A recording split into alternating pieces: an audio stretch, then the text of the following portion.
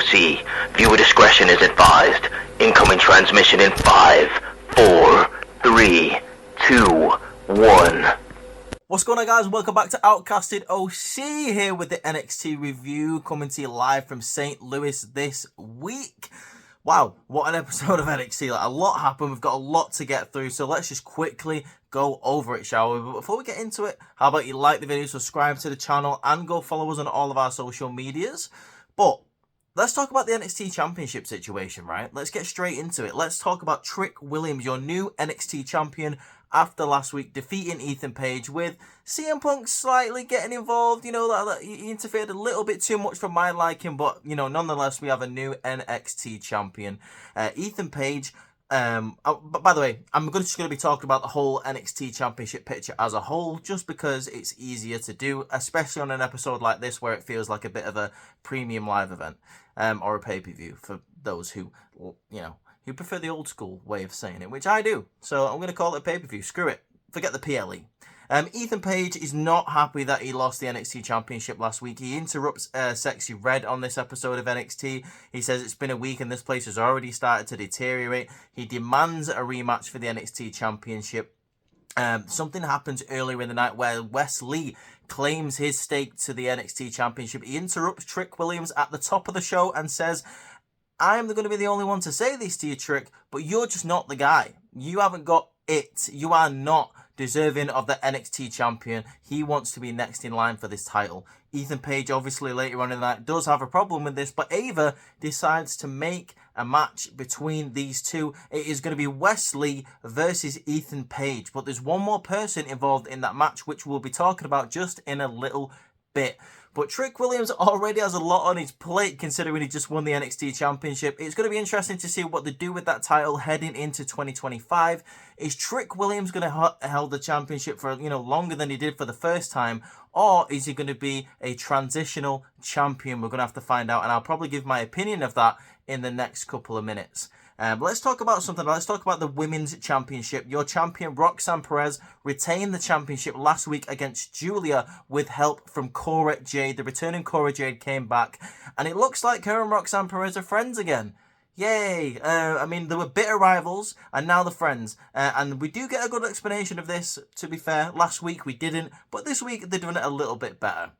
Roxanne Perez comes out, introduces Cora Jade, where they have a conversation in the ring where Roxanne admits to Cora Jade and says, you know, I should have listened to you all those years ago. You know, I just didn't want to hear it at the time. I thought I knew best. I was doing what I thought these fans wanted to do. But you were right. You were just looking out for me. And I think we were fighting over this championship. And now this new championship is going to be the best thing that happened to us because we're best friends. Because Cora Jade turns around and says, everyone's talking about how deep the NXT women's division is. You know, all these people coming in from outside of WWE into the NXT women's division. All these people coming up from the NIL program. But everyone forgets to talk about Cora Jade. No one gives her respect. Everyone has forgotten about her. So that's what she's here to remind everyone of. Her and Roxanne Perez are going to take over this division. Julia comes out to interrupt. Obviously, the numbers game is still in Cora Jade and Roxanne Perez's affair. So, you know, they're begging her to come down to the ring. Like, you know, I dare you to get in this ring, Julia. When all of a sudden, some more music hits. Julia's got some backup, and it is none other than the debuting Stephanie Vaquer. Both of them get in the ring. They beat down the heels. The champion makes a run for it, as does Cora Jade. Both Julia and Stephanie go to pick up the championship at the same time. They're both looking at the champion and Cora from, you know, as they're down the ramp. But at the same time, they're looking at each other. They're both holding the championship thinking, you know, I'm going to hold that title and you're not going to get in my way. So I'm going to love that match when we eventually see it. Stephanie Vaquer versus Julia. Hopefully we see that at some point. Maybe a triple threat for the NXT Women's Championship. Maybe a number one contenders match between those two. Either way, it will be boss. I cannot wait for that. We might as well carry on talking about women's championships for the moment because we get a 6-woman tag team match. The NXT North American champion Kalani Jordan teaming up with the WWE Women's Tag Team Champions Bianca Belair and Jade Cargill to take on the trio of Fatal Influence, JC Jane, Fallon Henley and Jasmine Nix.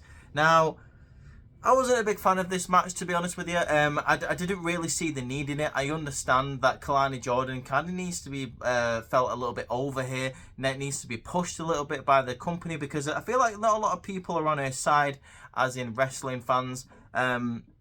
There's quite a lot of people out there that she's got quite a lot of critics. I am one of them. I'm not going to lie to you. I do think she's a little bit green. I don't think she's ready for that championship yet. So obviously they bring in the women's tag team champions to make her feel a little bit more legit. But they do this at the expense of a new faction, that being Fatal Influence, where they pretty much get beat down for the entire match, except for flurries from JC Jane and Jasmine Nix, where JC Jane hits a couple of topes to the outside. Jade Cargill gets a couple of like big moves on the rest of Fatal Influence. She's pretty much throwing them all around. Jasmine Nix is able to hit a beautiful Nix kick onto Bianca Belair, who kicks out of it. That's her finishing move, by the way, guys. It looks like that is not being protected, but you know, at the end of the day, what are you going to do? The main roster people squash the NXT talent, with Kalani Jordan getting the moonsault at the end for the 1, 2, 3. They all stand in the ring. Everyone's great. We might as well just carry on talking about the women. Backstage, we get footage from last week where Lola Vice and Jada Parker confront each other after Jada Parker walked out on Lola. In the middle of that match, they start fighting each other. Obviously, they want each other. They want to fight each other. You know, the match is going to happen. Jada Parker versus Lola Vice. That's going to be interesting. Nikita Lyons returns, but it looks like Lola Vice is not in the mood for that nonsense. But Lola Vice is willing to be her first opponent. She's going to put her back on the shelf again. So Lola Vice says a lot has changed backstage. You know, a lot has changed in NXT. Ava makes the match. So next week it looks like we're going to be getting Nikita Lyons ready to roar again versus Lola Vice. Latina Heat versus the Lion, who is going to come out on top. I have a feeling Jada Parker is going to get involved somehow and cost Lola Vice that match. But let me know what you guys think of that in the comments. Ren Sinclair is also focusing on, we see a backstage segment where Ren Sinclair is also focusing on the Women's Championship, the North American Championship to be more specific.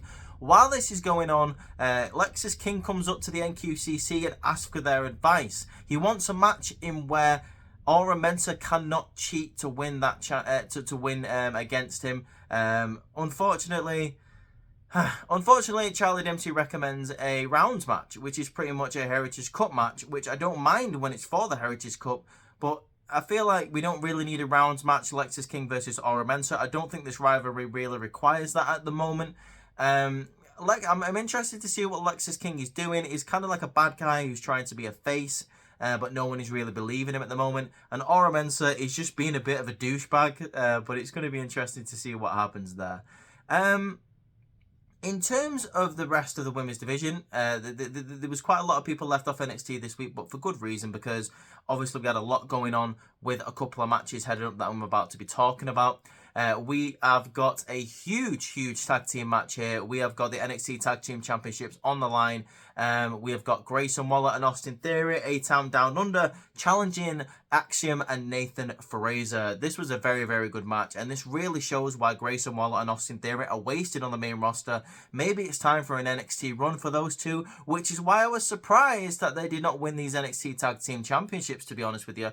I actually called them to win this, maybe have a little bit of a run in NXT so it gets them off SmackDown for a little bit, but no. Axiom and Nathan Frazer end up hitting the Spanish Fly Phoenix Splash combination for the 1, 2, 3. But this was a very solid match. The power of Austin Theory able to keep up with the speed of Fraction was impressive. Grayson Waller, as solid as always. He's really come a long way since he was in NXT, and he was also good while he was there. So, you know, it's just really nice to see how much he has improved as a whole. I really like A-Town Down Under as a tag team. I do think in the future they're going to be very successful by themselves, but for now I'm fine with that tag team absolutely killing it, putting on a great match in NXT for the NXT Tag Team Championships. But still, your champions, Fraxium, who is going to be taking the titles off them, only time will tell.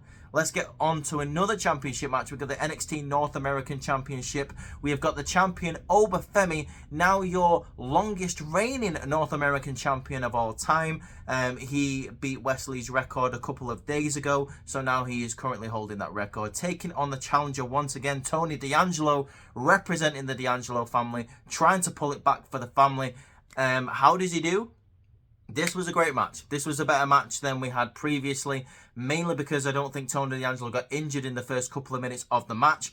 I don't know where he gets the strength from to lift Obafemi, but Tony D'Angelo is absolutely throwing Obafemi around that ring like most people could not do. Obafemi also with the power, beating down Tony D'Angelo. Tony D'Angelo halfway through this match starting to doubt himself. He doesn't know what to do. He rolls to the outside of the ring. He's on the apron. Obafemi stands on, obviously, the mat on the outside and just absolutely hits him with that devastating chop to the chest that just sends Tony D'Angelo flat on his back.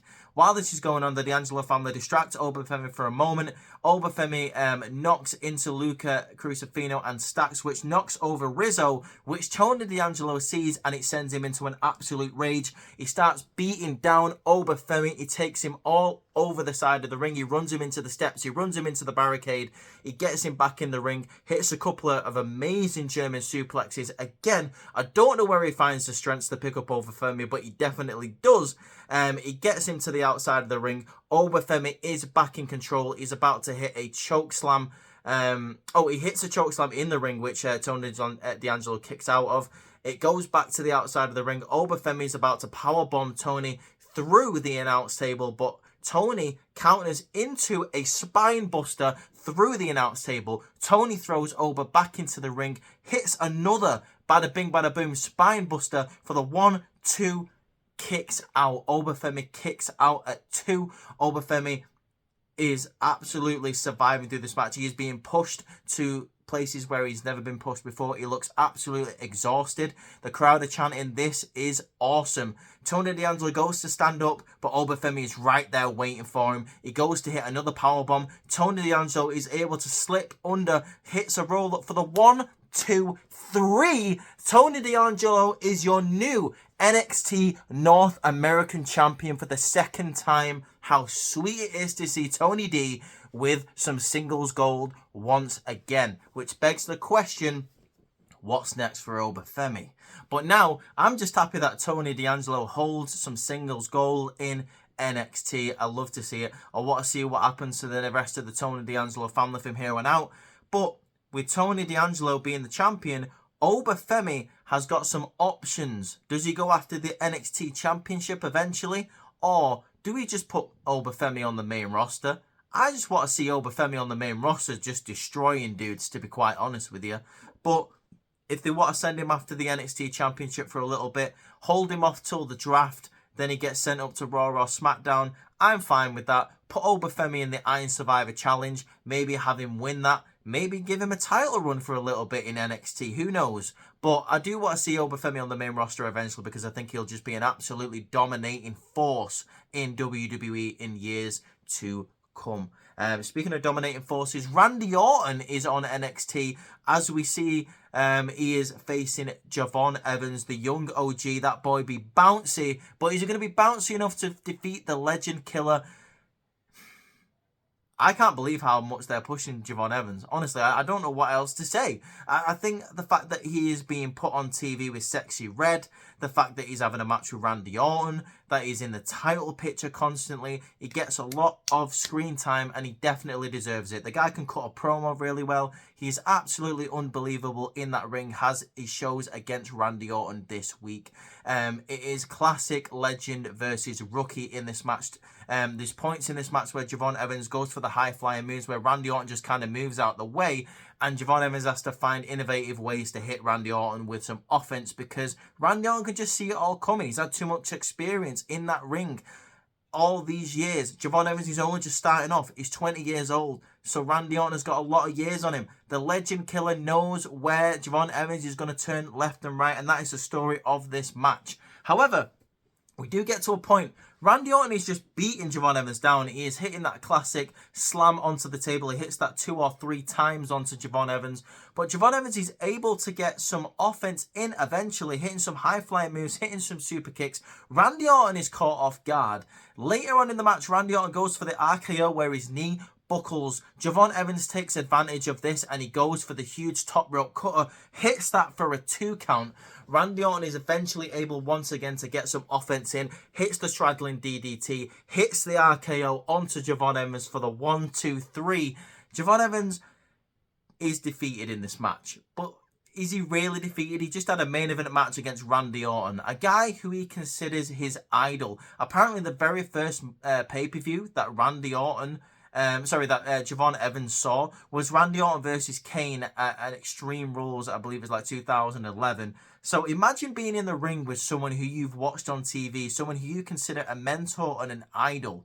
This kid is going to be pushed to the moon, strap a rocket to his back, because WWE clearly sees something in Javon Evans, and I do too. I'm looking forward to all the stuff that he's going to be doing. I have a feeling he's going to be a future NXT champion sooner rather than later. By the end of 2025, I think we would have seen Javon Evans hold a singles championship in NXT, and it's probably going to be the NXT championship. I would absolutely love to see that. Speaking of Javon Evans and the NXT championship, this is what I was talking about earlier before. We're getting a triple threat #1 contenders match to face Trick Williams at some point in the future. Like I said, we're getting Wes Lee. We're getting Ethan Page. But because of the performance that Javon Evans has just put on, Ava decides to add the young OG to that #1 contenders title match. So, who do you think is going to win that match? Let me know in the comments. And what did you think of NXT this week? Did it deliver? Did it stand and deliver? Let me know in the comments what you think. Was it as good as last week's? I thought it was, but I thought last week's was slightly better just because of the street fight we had between Zachary Wentz and Wes Lee. Because of the Women's Championship, we had Roxanne Perez versus Julia. And the NXT Championship match, Ethan Page versus Trick Williams. That was an absolutely stacked card. That is to take nothing away from this week, though. Like I said, it was a very impressive card. NXT is absolutely killing it with the new championships, with the new network. Shout out the CW network.